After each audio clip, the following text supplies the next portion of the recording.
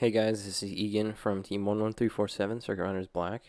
I'm just going to real quick explain the mechanism of a differential swerve drive.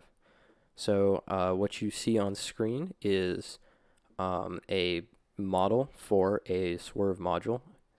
The thing that makes it a differential swerve module, as you can see, is the gear on the top and bottom and the bevel that goes through the middle. So the whole mechanism of the differential is that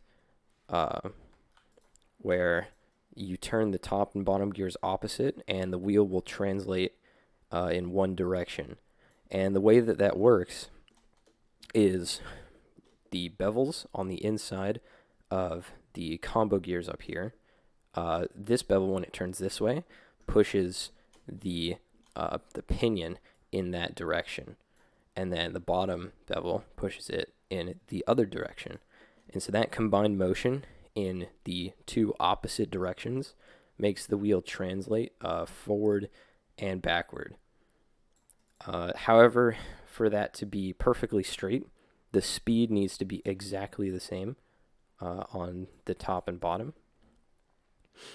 Now for turning and rotating the module, rotating that is done by having a speed on the top that is greater than a speed on the bottom, or vice versa. And the way that that works is if the bottom is moving the bevel just a little bit in that way, and the top is moving faster, then that inside will start to track along the outside and sort of catch up more or less with the gear that's spinning faster. So it'll move in that direction. You can also think of it like if both gears were spinning in that direction, then the entirety of the module would turn in that direction and the wheel wouldn't translate. That's one of the cool things with differential swerve is you can turn your module and translate without having to do any sort of special sauce.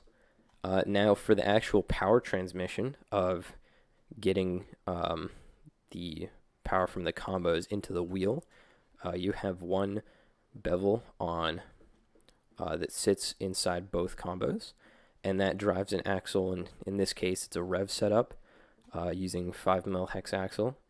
And then what's really common to see is a second bevel gear on the other side.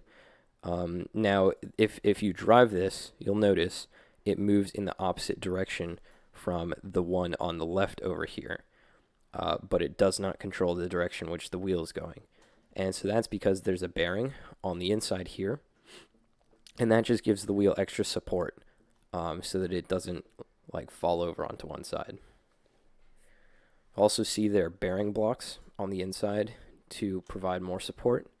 In this case, our design involves bearings that are on caps that ride on a groove inside the module. And then those caps are attached to the pillow blocks using, or the bearing blocks using M5 bolts. There are many other ways of rotationally isolating this with bearings. V-grooves is okay for certain applications, but one thing you have to really watch out for is up to down. So if you're having all the weight of your robot resting on just these really small V-groove bearings, then that's not going to work out very well. So you either get a bigger V-groove or switch to another system. So that was a quick overview of differential swerve drive. Hope you enjoy it.